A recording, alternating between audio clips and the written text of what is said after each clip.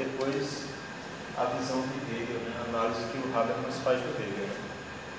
Por ser, né, um discurso, né, filosófico da modernidade, né, o Habermas considerar a modernidade, né, um projeto inacabado, e muitos dos autores, inclusive, que se colocam como pós-modernos, depois, né, ele vai discutir, né, como, digamos, uma radicalização do próprio discurso da modernidade.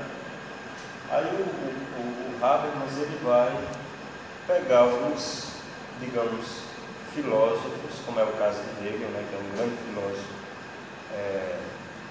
do início da época contemporânea, né, que faz toda uma análise da modernidade assim, de uma forma bem acurada e uma crítica, né, um dos primeiros a fazer uma crítica, inclusive da própria filosofia do sujeito, né, apesar de ser uma crítica, digamos assim, de dentro, né, como diz o Habermas, né, porque na visão dele, ele, apesar de nos escritos de Engels, né, de 1802, que são anteriores à fenomenologia do espírito, né, a filosofia do direito, que é de 1822, aos textos de peso de Hegel, né, e apesar de Habermas ter um viés, onde o Hegel tem um viés diferente, onde ele vai trabalhar aqui com a questão da interação, do trabalho da linguagem, né, o Habermas ele faz uma crítica,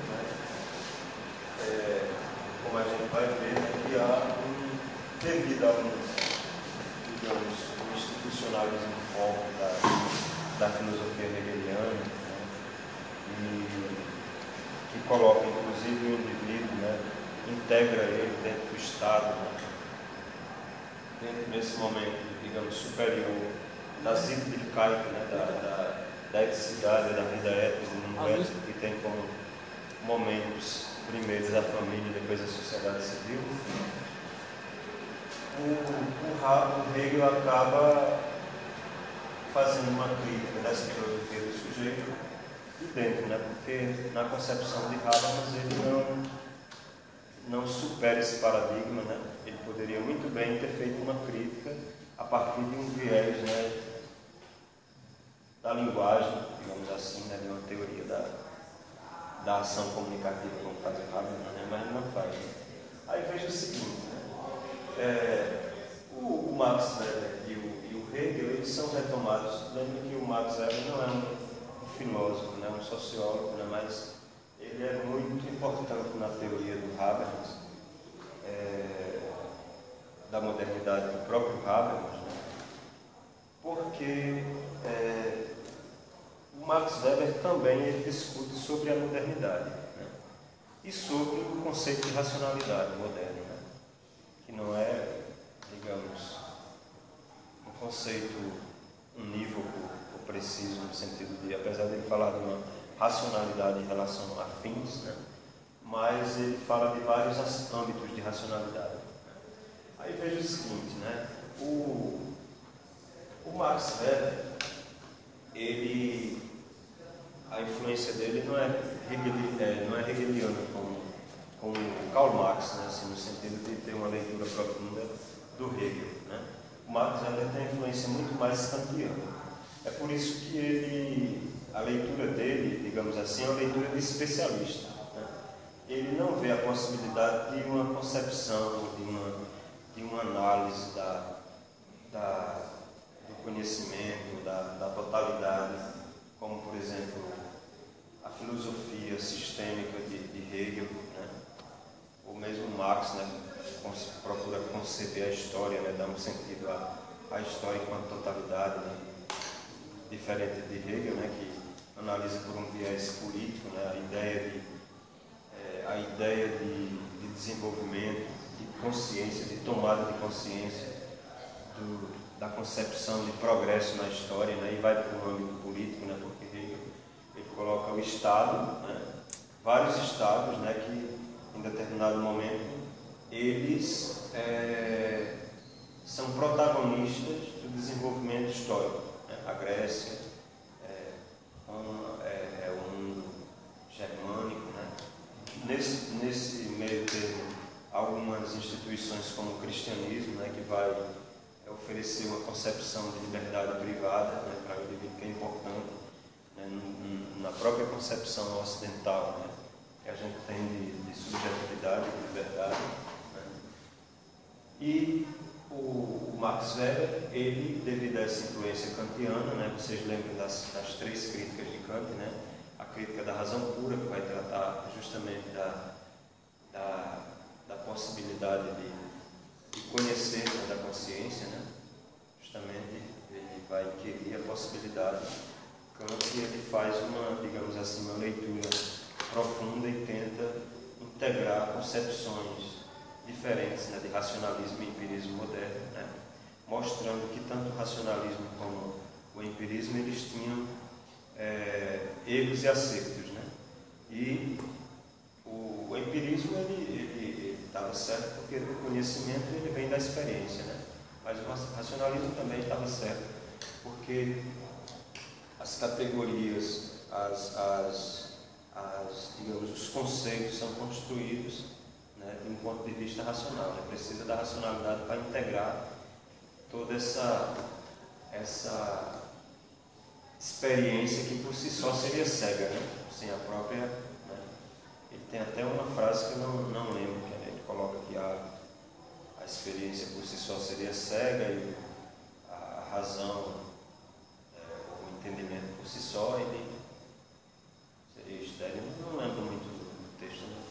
Assim, o objetivo não é também tratar sobre isso, né? Mas porque vocês pediram para fazer uma retomada nesse sentido. Mas veja, então, por isso que a crítica da razão pura, ela tem o objetivo de entender, de explicar, né, digamos, aquilo que a consciência, que o ser humano é capaz de produzir cientificamente. No final da crítica da razão pura, né, você tem a preocupação de Kant em saber se a metafísica ela é possível como ciência. Ele vai mostrar que não. Ele escreve a crítica da razão prática, depois, a segunda crítica, mostrando que a ética, né, as normas, tanto éticas como jurídicas, a possibilidade, digamos, de compreensão de Deus, da alma, da liberdade, você pode compreender, né, no âmbito das relações sociais, das relações, digamos, do mundo ético, né, como falaria Hegel, né, do ponto de vista da moralidade, mas você não pode explicar, provar, né, a existência de Deus, tal, de questões metafísicas, né? Então você já vive nesse âmbito, né? A questão é mais de interpretação, né? De justamente oferecer essas normas, né, de um ponto de vista racional, mas não de tentar, digamos assim, explicar, né? De tentar explicar ou mostrar, provar, né, que elas são verdadeiras ou falsas, né? Você não pode provar que Deus existe, que isso essa assertiva, digamos assim, é verdadeira ou falsa, que a liberdade existe ou não, que a alma, você não pode provar isso, né? Então, a segunda crítica, digamos assim, ela estaria mais no âmbito da ética, das normas éticas jurídicas. Por que eu estou colocando isso? Porque o Max Weber depois ele vai fazer uma releitura, porque o objetivo aqui é mostrar justamente, digamos, um pouco da concepção de modernidade e de racionalidade velha, né? Para depois a gente tratar do objetivo principal da aula, né, que é o Hegel, né? Então veja o seguinte, e depois uma outra crítica que é justamente em Kant, né, a terceira ali, da capacidade, né, de julgar, né? E vem a questão da estética, né, das questões de gosto subjetivas. Aí veja que o Kant faz uma distinção, né? Três críticas. Uma voltada para a questão, digamos assim, da ciência, do discurso racional, outra para as questões éticas, jurídicas, normativas, né? E outra para as questões estéticas. E o Max Weber, ele vai destrinchar, digamos assim, né, a análise dele sobre a modernidade, dois âmbitos, né? Um sistêmico, né, e um social, né, digamos assim, que teria a ver mais com essas questões, digamos assim, de desenvolvimento daquilo que o Habermas colocaria como mais relacionado com o mundo da vida, né? ou com as questões discursivas, né? Voltadas para a questão principalmente as questões sociais. Né? Então, você tem um âmbito sistêmico, né? Onde ele vai falar da empresa capitalista, do desenvolvimento que tem na época moderna, na ética protestante do espírito do capitalismo, que é uma obra de Weber. Ele vai mostrar como é que um tipo de ética, né? Que é aquela ética, né? dos protestantes no início da modernidade, ela vai influenciar, digamos, ou vai determinar ou direcionar um modo de produção que é o capitalismo, a questão da acumulação, né? Não gastar, tal, levar uma vida modesta. Né? E você tem o âmbito do Estado. Né? Então você tem esses dois âmbitos aí, sistêmico, né? Do desenvolvimento da empresa capitalista e do Estado moderno que o Weber trata. Né? E, digamos, de uma forma mais ampla, a questão da burocracia, né? Que está aí relacionada. Né? E esse outro âmbito relacionado com a, digamos assim, com a influência que o Kant produziu no pensamento dele, justamente a questão da ciência, né? Como um momento que a gente poderia relacionar até a primeira crítica de Kant, né? A crítica da razão pura, a questão da ética e do direito, né? Que é um momento normativo, né? A gente poderia até fazer uma relação com a crítica da razão prática, né? Assim, apesar de, não sei se ele pensou nesses termos, né? Mas há uma influência, né? A gente poderia até, e o âmbito estético. Né? Então, veja que a postura de Weber é muito mais de especialista. Né? E ele vai falar de um tipo de racionalidade presente aí, principalmente no âmbito sistêmico, e que ele chama de racionalidade é uma razão, né, direcionada em relação a determinados fins, né? Por exemplo, a empresa, o Estado tem, e você projeta um tipo de sociedade, né, um tipo de racionalidade, né, que visa determinados fins. Né? E aí, no âmbito da empresa, você tem a questão, determinadas questões, né, diferentemente do momento anterior, por exemplo, quando Marx ou outros autores falam na época medieval, o artesão, aquele cara que produzia a mercadoria toda. Não, aí você tem uma empresa, né, que não é mais na casa do indivíduo, são relações imparciais e tal, onde cada um tem a sua função, né, e tudo seguindo um determinado tipo de racionalidade. Né? Justamente. Mas, veja, eu tratei assim de uma forma muito superficial, só para relembrar essas questões, né, já que vocês vão fazer a avaliação e reler essa partezinha, né, do primeiro capítulo. Aí eu não vou cobrar do discurso filosófico da modernidade, só não vou cobrar essa parte toda do capítulo, só aquela parte que a gente, né, pediu que vocês lessem, mas o Hegel, sim, aí o capítulo 2, né, dessa obra, eu acho que a gente poderia trabalhar melhor essa questão, justamente a relação entre modernidade, né, racionalidade, e a questão da subjetividade também, né, da consciência subjetiva que o Hegel vai analisar. Né? E vocês lembram no início do texto que o Hegel vai fazer tanto uma crítica àquele discurso mais ortodoxo na Alemanha, né, com os amigos dele, o Schiller, o Pedro, né, e também como uma crítica também já ao iluminismo, né, porque a concepção de Hegel, né, de modernidade, digamos assim, ela não tem uma conotação tão positiva como talvez os próprios filósofos modernos dessem a própria ideia de razão. Né? Porque para Hegel, por exemplo, a época moderna é uma época de cisão da eticidade, a gente poderia dizer. Justamente porque a sociedade civil, ela cinde, digamos, um momento ético, né? Que a gente diríamos que nos períodos anteriores, na polis, né, grega, ou no mundo medieval, judaico-cristão, você teria essa ideia de unidade ética. E a modernidade não, ela tanto do ponto de vista econômico, você vai ver os interesses divergentes socialmente, mas a gente poderia até falar de interesses e de visões de mundo diferentes, né, do ponto de vista ético e outras coisas mais, se a gente fosse fazer análise, né? Mas também porque a modernidade para Hegel, ela